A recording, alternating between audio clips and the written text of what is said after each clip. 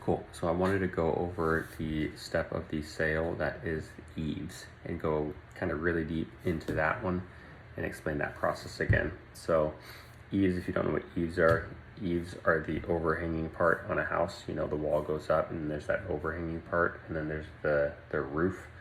So the question is like, okay, why do they do that? Why do they extend it out like that and then make it like that? Why don't they just make it straight up and then have the roof just go straight up from there?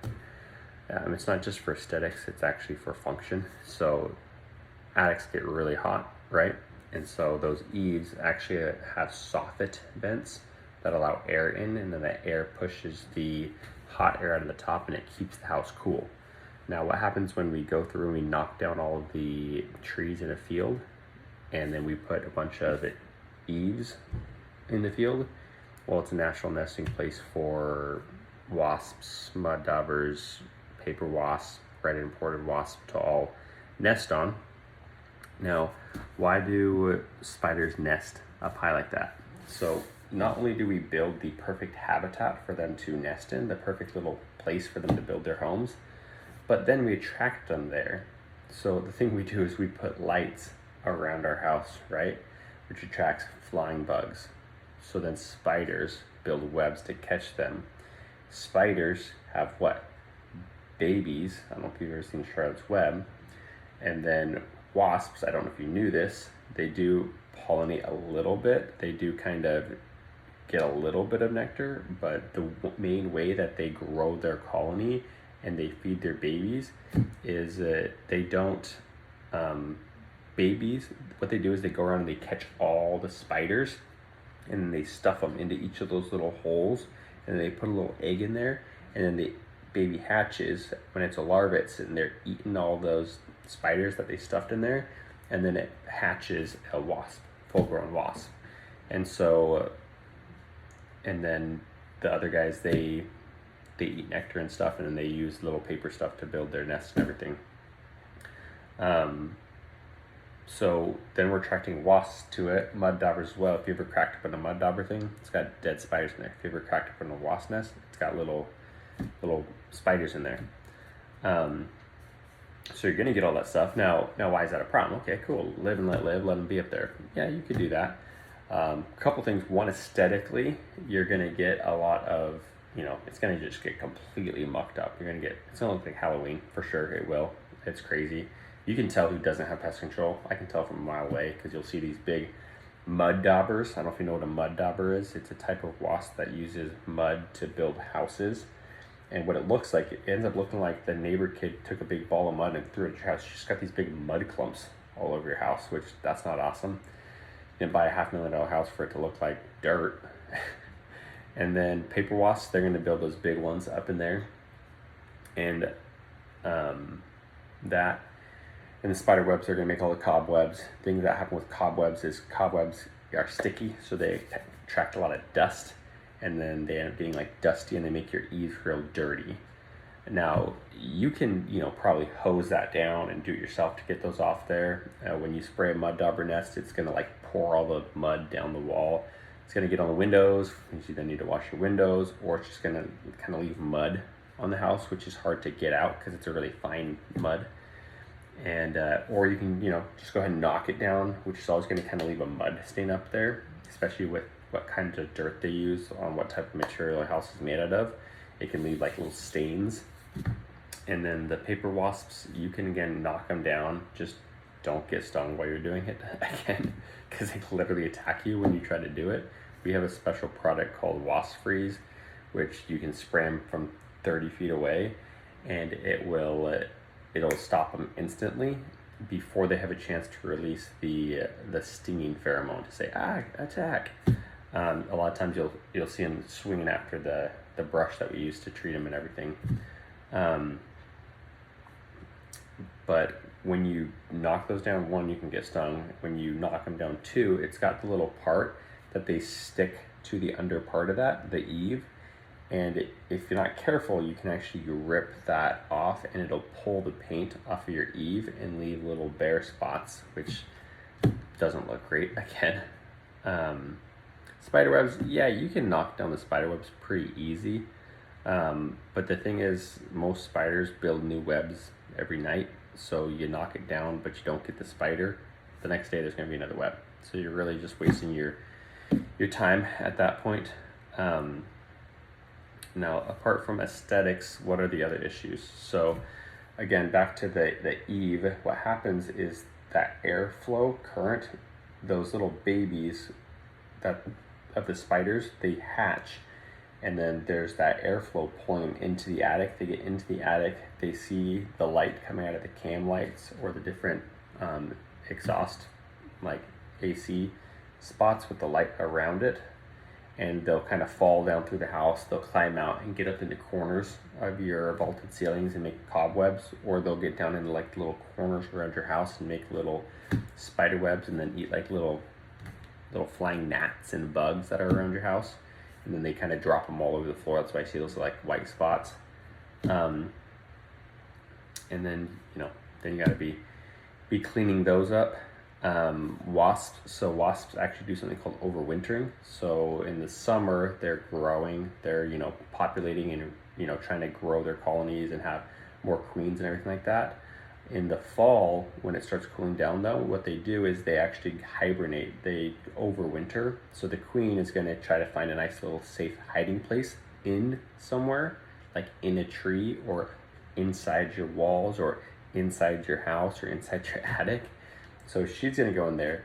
All of her colony is going to follow her into there, and you're going to have wasps flying around your house. It's a real problem. It happens every year. A lot of times they actually come down the fireplace and come out of the fireplace because there's a little flue that isn't always sealed. It legally can't be sealed. And then they just kind of are flying straight into your house because that chimney attracts them with that heat. And then again, spiders in your house isn't good, and you get these little spider bites. Mostly at night when you're sleeping is when it becomes an issue. Wasps, they can sting you. So again, it's not just for like aesthetics, it's for safety, really. Now, of course, you could do all of these things yourself, right? You can, sweep it down, but we kind of talked about that. You can just, wait and hire someone to power wash your eaves every 6 months or something like that. Again, you need to be careful. We're really trying to prevent the problem from happening. And so how do you take care of that problem? So you could, spray it. We don't spray the eaves. You actually can't spray the eaves because one, it's hard to get a stream of product up to the eaves, especially if you're talking about the second story. How do you get products up there? Some companies do have big power sprayers that shoot product way up there. The problem is most of that product ends up drifting down into your neighbor's property. So legally, you're not allowed to power spray the eaves. Most products restrict you from treating above your head because most of that product is typically landing on who? You. And so just for technician safety, they don't do that. Wash, you could hose it down yourself, power spray, you got the mud stains. Like I said, they come back. You can't spray up there because of drift. And so what I do need to do when I come out here tomorrow for you to solve that problem is what we do is we've got a big brush and we treat that brush, and then we put that brush on the end of a pole that's 8 feet long, and then that pole extends 3 times. So you got 24 feet of reach plus a 6-foot person, you have 30 feet of reach, which will reach the top of most any 2-story house, even up into the gable peak up there where the little wasps like to nest. And now we're not doing it like most companies. Most companies just come by, and if they even do it, most companies don't even sweep the eaves. They're not required to, or they just flat out don't. But what is required is we're not going to kind of just knock down the mud daubers and the spider webs and everything. Over time, what we're going to sweep the eaves. We're going to be applying that product to the eaves. And we run that brush along the eave, just because a lot of times you can't even see the little spider egg sac back tucked behind that little lip of the eave, So we're applying that product so that when the wasps try to land, it's actually like a powdery product that you can't see on there, but then it's getting on them and it's actually keeping them from being able to stick that product on there. And when they try to stick that product on there and they're putting their mouth on there, it takes care of them. So the idea is to prevent the problem so that you don't get things built up there. So over time, as it works better and better, you just end up not having them on there. Now, if you stop the service, they do come back. Now, again, you could do this yourself. You can buy the pole from Home Depot. It's actually just a big yellow painter's pole that extends up 3 times. It's about $100 if you buy it from Home Depot. You can buy the brush heads. They don't sell them at Home Depot. They're a special pest control type of brush head. It's called a Webster head if you wanted to buy it yourself. It's $15. They typically come in like packs of 3, so you get like $45 for brush heads. Then you do need to buy the product. I'll go ahead and tell you what that is. It's a boric acid product. It's a naturally derived product, so it's all kid and pet friendly. You just kind of get a little bit of that on the brush head so you can wipe it on there. So those are like $15-20, so you're like $160 for that. And yeah, you can use that for probably a year. The pole you can use forever. The brush heads probably last you about a year. Dust probably last you a couple years. So just kind of upfront investment to get those products. The thing that you do continue to pay though, this is a beautiful house, and so I'm sure that you're paying for it. Your mortgage probably is pretty good, so I'm guessing you guys probably, to qualify for this house, make like $100,000, which means you're actually making about $50 an hour. So when you spend an hour to do this, when you get the product, put it on, and then spend the time to treat your eaves, from beginning to end, everything said and done. Oh, I did forget about PPE actually. So when you're doing this, you're not just going to go in with your hands, because your biggest asset is your health, right? Don't just go in with your hands, and you are using a powder or dust, so you will want to use a respirator, and you are treating above your head, so you will want to use goggles as well, so factor that into it. A box of gloves is like $20. That'll last you a while. Goggles is like $15. And then just like the little N95 masks, buy a little pack of those. They're not as much as they were during COVID, but I don't know, probably like, let's say $10. So there you got $35. So probably about $200 deep, all said and done, once you get all the materials to treat the eaves themselves. And that'll last you, you could probably stretch all that stuff out for 2 years. So it's probably about $100 a year in products and material for you to treat your eaves. So if you bought this, probably lasts you about 2 years. Getting back to what I said though, you make $50 an hour. Now you can't come out here during your work hours and do this.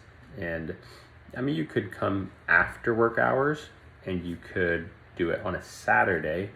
But if you work after work hours, what does your boss do? He pays you overtime, time and a half probably. If you work on a Saturday, what do you do? Overtime, time and a half. So if you're making $50 an hour, that means that an hour of your time on a Saturday is actually worth $75. So every time you spend an hour sweeping those eaves, putting out that product, which like I said is $25, about, if you do it 4 times a year, it's $100 a year. It's going to cost you about $25 in products and material every time you sweep your eaves. And so every quarter you're going to be spending about $100 in your labor and products, if you wanted to do the eaves yourself. Now Saturdays though, if your kid's got a soccer game or you got a date or you got some other activities, you're probably not going to be sitting there sweeping your eaves instead of going to the kid's soccer game. So then what happens is, are you going to go to your kid's soccer game, or are you going to sweep the eaves? You're going to go to your kid's soccer game. Your life's busy. You got 100 things to worry about. The eaves and wasps are only one piece of a million pieces of this house that you need to worry about. So that being said, so you're probably just not going to sweep the eaves because you're not going to miss your kid's soccer game. And then it's going to get kind of mucky up there. You're going to see spiders inside. Then you'll need to buy products for that. You're going to get little bites. You're going to get stung, whatever. The wife's going to start being like, babe, you need to do the pest control. You need to take care of the eaves. And you're like, okay, yeah. That's going to go on for 3 months until she's upset. then you're gonna have like a little bit of issues, you know, nothing serious. I'm not saying you guys are gonna get divorced or anything, but it's just, you know, little things that are your responsibility that you don't get done. It's bothersome for sure. So then, yeah.